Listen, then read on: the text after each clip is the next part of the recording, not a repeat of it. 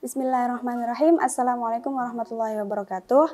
Alhamdulillahirabbil alamin, la syukra illa lillah yang telah memberikan rahmat serta hidayahnya kepada kita semua sehingga kita mampu menikmati kehidupan sampai saat ini dengan izinnya, kita mampu melihat dengan izinnya, kita mampu mendengar dengan izinnya, kita mampu berbicara dengan izinnya. Karena memang terdapat beberapa golongan manusia yang meskipun memiliki telinga namun tidak bisa melihat, memiliki mata namun tidak bisa melihat, memiliki telinga namun tidak bisa mendengar, dan juga yang lain sebagainya. Yang kedua kalinya, la sholatu wassalam ila li rasulillahi Muhammad SAW, yang telah dengan perjuangannya hingga saat ini kita mampu menikmati agama kita dan juga mampu memeluk agama kita yang lurus, yaitu agama Islam. Saudaraku yang dirahmati oleh Allah, bertemu lagi dengan kami di Syiar Ramadan Stiksi. Kali ini kita akan membahas tentang menu sehat yang ada di bulan Ramadan. Nah, banyak dari kita yang merasa bahwa bulan puasa ini merupakan bulan yang sangat berat. Mengapa? Karena dalam sebulan penuh ini setiap umat muslim dituntut untuk menjalankan syariat agama, yaitu ibadah puasa. Nah, ibadah puasa ini sudah banyak diteliti oleh para ilmuwan bahwa puasa memiliki banyak sekali manfaat bagi tubuh.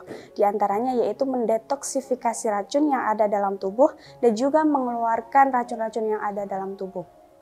Namun, beberapa dari kita tentunya memiliki pandangan yang berbeda. Ada yang mengatakan bahwa bulan Ramadan ini adalah bulan yang melelahkan, karena kita tidak bisa beraktivitas dengan bebas, ya karena mungkin karena mungkin mudah merasa lelah. Kemudian juga banyak yang beranggapan bahwa puasa itu membuat kurang fokus. Kemudian penyakit-penyakit juga kambuh seperti mah atau yang lainnya. Padahal hakikat atau manfaat dari puasa itu sendiri adalah bisa menyehatkan badan.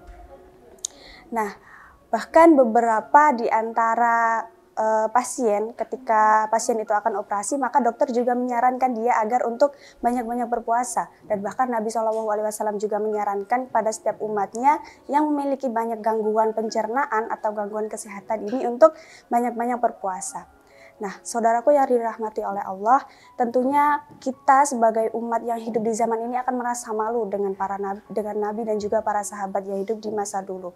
Bisa kita lihat bahwa dulu Nabi dan juga para sahabat ini berpuasa di tengah padang pasir yang tentunya cuacanya lebih panas daripada di Indonesia sekarang ini. Dan bahkan mereka juga terkadang perang yang tentunya itu membutuhkan perjuangan dan juga tenaga yang lebih besar. Nah, dari sinilah kemudian menjadi kewajiban kita bahwa kita harus meneladani Nabi dan juga para sahabatnya. Nah, berbicara tentang bulan puasa, tentunya ada beberapa kalangan, khususnya kita, kalangan remaja, ini sangat memperhatikan kesehatan ya. Bahkan ada beberapa itu yang mengatakan bahwa bulan puasa ini bisa juga selain diniatkan untuk beribadah kepada Allah, juga bisa diniatkan untuk menyehatkan diri. Nah, salah satunya yaitu diet atau menurunkan berat badan. Nah, dikutip dari Dr. Zaidul Akbar nih, salah satu ciri puasa yang gagal dalam segi fisik itu adalah ketika berat badan kita yang di awal dan di akhir puasa itu naik. Misalkan sebelum puasa berat badan kita 50 atau 60, kemudian di akhir puasa justru kita malah naik. Atau bahkan yang lebih mengerikan lagi itu ada berbagai penyakit, mungkin kolesterol, diabetes, dan yang lain sebagainya. Nah, itu sudah menjadi hal yang wajar di kalangan kita, terutama masyarakat Indonesia. Bahkan ada yang mengatakan bahwa ketika sudah menjalankan hari-hari puasa dan juga melanjutkan ke Idul Fitri itu banyak yang mengeluh tentang berat badan. Nah, disinilah pentingnya menjaga pikiran dan juga mengatur pola makanan dan juga minuman dalam saat berbuka puasa ataupun sahur. Jadi kemudian perlu diingat lagi bahwasannya apa yang kita katakan ini, apa yang kita bahas kali ini adalah tentang healthy lifestyle di bulan Ramadan. Apakah ketika seorang itu berpuasa di bulan Ramadan boleh beraktivitas banyak, boleh berolahraga? Tentu jawabannya boleh. Kenapa? Karena itu juga merupakan bagian dari upaya untuk menyehatkan tubuh. Nah, maka dari itu di sini kemudian yang menjadi faktor kuat atau tidaknya menjalankan aktivitas atau olahraga yaitu terkait makanan dan juga minuman. Nah, perlu digarisbawahi bahwa makanan dan juga minuman ini juga sangat berpengaruh terhadap semangat kita dalam menjalankan aktivitas. Nah, kemudian ketika ditanya apa sih menu sahur atau berbuka puasa yang bisa membuat tubuh itu merasa kuat dan tidak lemas, tidak lesu, kemudian bisa fokus dan tetap bisa menjalankan banyaknya aktivitas, maka yang pertama tentunya jawabannya adalah dari sahur. Nabi SAW dalam hadisnya berkata bahwasanya janganlah kamu meninggalkan sahur barangkali hanya minum seteguk air. Kalau misalkan ditanya tentang menu yang baik saat berbuka puasa dan sahur, tentunya adalah minum sesuai dengan apa yang disyariatkan oleh Nabi. Jika zaman dulu Nabi itu hanya cukup dengan air dan juga kurma, kemudian ada pertanyaan bahwa yaitu karena Nabi dulu itu memang di sana banyak kurma. Namun kalau misalkan bagi teman-teman sekalian yang tidak suka kurma, maka bisa diganti dengan makanan atau minuman yang lainnya yang setidaknya setara dengan gizi kurma. Kenapa kurma? Karena kurma ini sudah memiliki banyak sekali manfaat dan juga mencukupi kebutuhan energi dalam hidup. Nah, bagi teman-teman yang tidak mau makan kurma atau tidak suka makan kurma, maka harus diperhatikan gizi-gizi dan juga nutrisi yang diperlukan bagi tubuh. Yang pertama yaitu sahur. Nah, apa sih menu atau makanan dan juga minuman yang cocok untuk sahur agar kita bisa menjalankan aktivitas? Nah, yang pertama yaitu perbanyak makan buah dan juga sayuran. Sebagaimana yang kita ketahui bahwa ketika berpuasa kulit kita itu akan menjadi kering, bibir juga semakin kering. Nah, disinilah peran buah dan juga sayuran yang akan melembabkan kulit kita. Jadi ketika berpuasa diharuskan untuk memperbanyak makan buah dan juga sayuran. Nah, ini pula diutamakan dengan buah-buah yang memiliki kandungan air yang banyak seperti melon atau semangka. Kemudian yang kedua yaitu penuhi energi atau gizi tubuh dengan karbohidrat.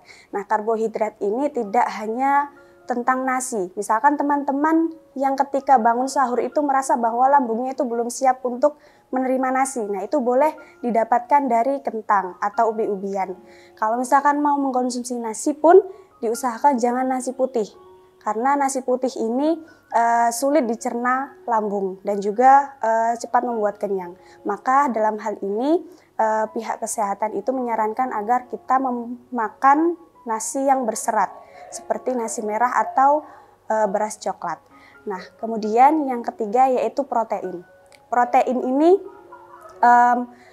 ini sangat berguna untuk memperlama massa otot dan juga memperkuat lambung. Nah, protein ini itu Protein ini itu dapat diserap lama oleh tubuh, namun juga membuat kita semakin kuat dalam kesehariannya. Nah, protein ini bisa didapatkan dari ikan, kemudian susu atau putih telur. Nah, kemudian yang keempat yaitu perbanyak makan makanan yang mengandung lemak, karena perlu kita ketahui juga bahwa lemak itu juga berfungsi untuk menjaga energi kita dalam tubuh. Nah, lemak ini bukan dihasilkan dari minyak gorengan ya, namun minyak-minyak lain seperti minyak zaitun, kemudian juga alpukat. Alpukat itu memiliki kandungan lemak dan juga mengenyangkan. Nah, kemudian yang kelima yaitu perbanyak konsumsi air. Nah, sebagaimana yang kita tahu bahwa ketika kita puasa itu kita banyak dehidrasi ya, maka dari itu dianjurkan untuk memperbanyak minum air putih agar tidak dehidrasi. Nah, kemudian yang keenam yaitu hindari makanan yang berbahan tepung. Nah, berbahan tepung ini memang candu, tapi bahayanya nanti ketika kita berpuasa atau ketika kita tua. Kemudian selain itu juga hindari makanan-makanan olahan seperti ikan kalengan, kemudian sosis, dan yang lain sebagainya. Dan yang selanjutnya yaitu hendaknya mengkonsumsi makanan yang berkuah. Dalam artian ini bukan kuah santan namun kuah air. Bisa sayur sop, kemudian sayur asem, dan yang lain sebagainya. Karena ini juga akan bermanfaat bagi tubuh agar tidak dehidrasi. Nah, kalau ditanya bagaimana gimana caranya menu sahur yang simpel, maka jawabannya ya cukup dengan air putih dan juga kurma. Air putih segelas dan juga kurma 3 atau 1, itu sudah cukup. Kalau misalkan para sahabat dulu itu menggunakan apa yang disebut dengan aswadun. Jadi aswadun itu ya air putih dan juga kurma. Jadi idealnya ketika sahur itu 4/6 itu dari piring ya, 4/6 dari piring itu kita gunakan untuk bahan nabati, kemudian 1/6 protein, dan 1/6-nya lagi itu lemak dan juga serat. Nah, itu baru ideal. Kemudian jangan lupa juga minum.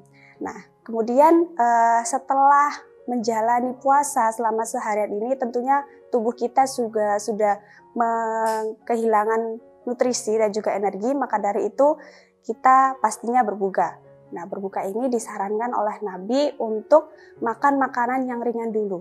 Biasanya kan ada orang yang ketika berbuka itu langsung minum air putih, langsung makan nasi. Nah, sebenarnya itu tidak disarankan karena tubuh nanti bisa kaget, terutama lambung.